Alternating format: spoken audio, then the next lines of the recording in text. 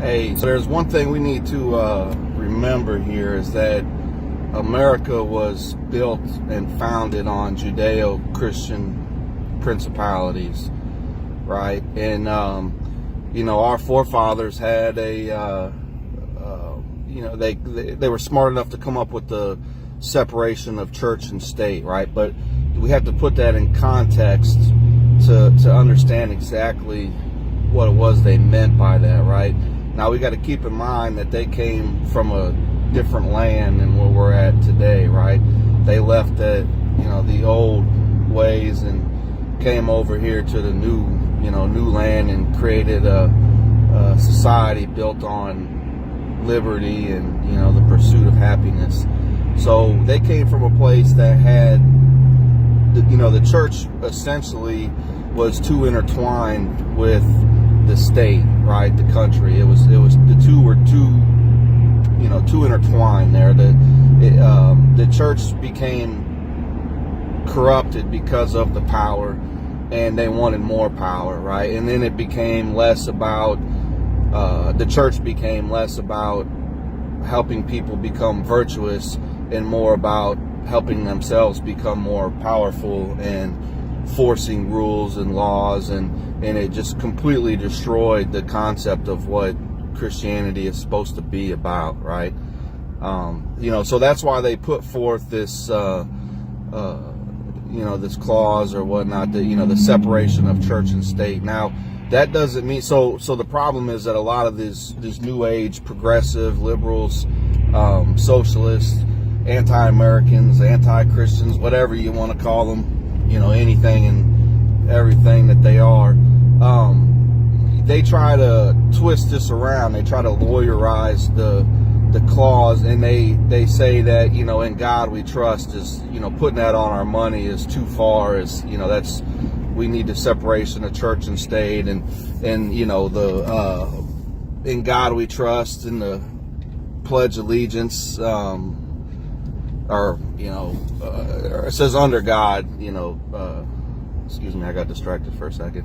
But anyways, they take all these little tiny things and try to say that the state is getting too involved with religion, by putting these references to God and the Creator on our currency and in our schools and stuff. And it's not they're taking it out of context is what they're doing, and they're using it to further their own narrative, their own agenda.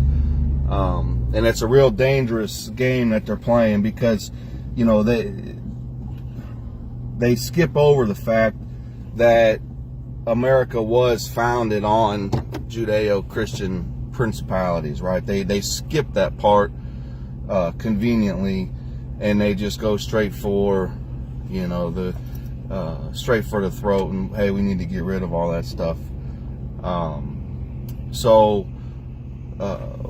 With that being said, we need to remind them that that's the case, that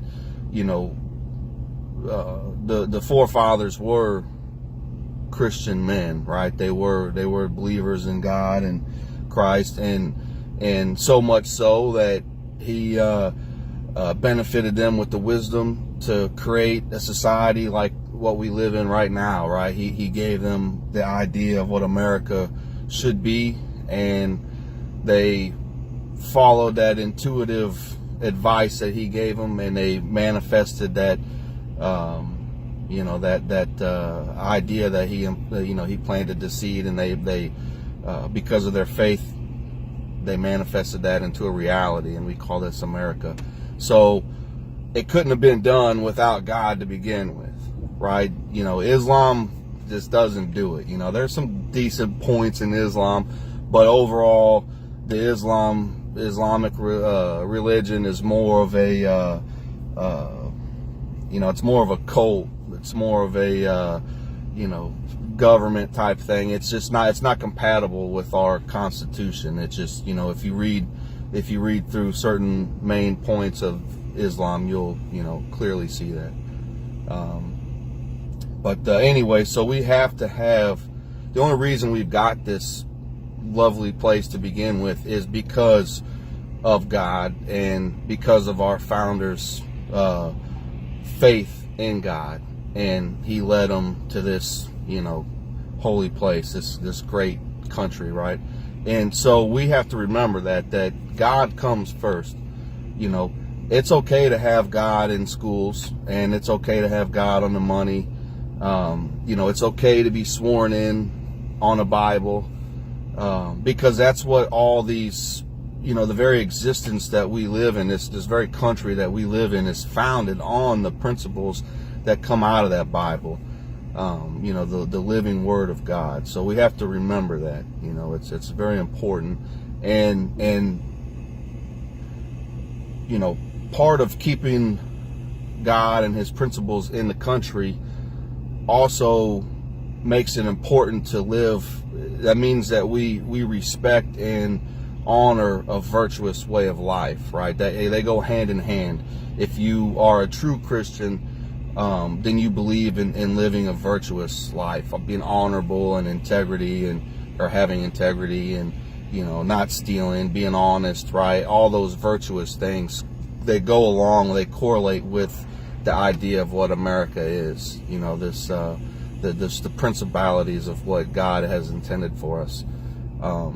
And so if you take that out, you take that away, well, no longer are we driven by virtuous behavior, and I think that's why they push the all this anti-Christian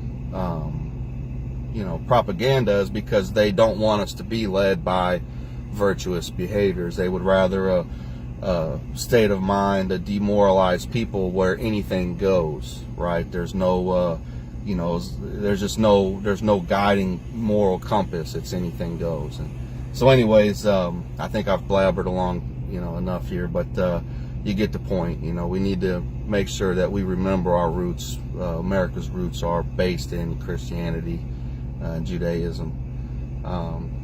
So, all right, America, take it easy. LibertyTitans.com.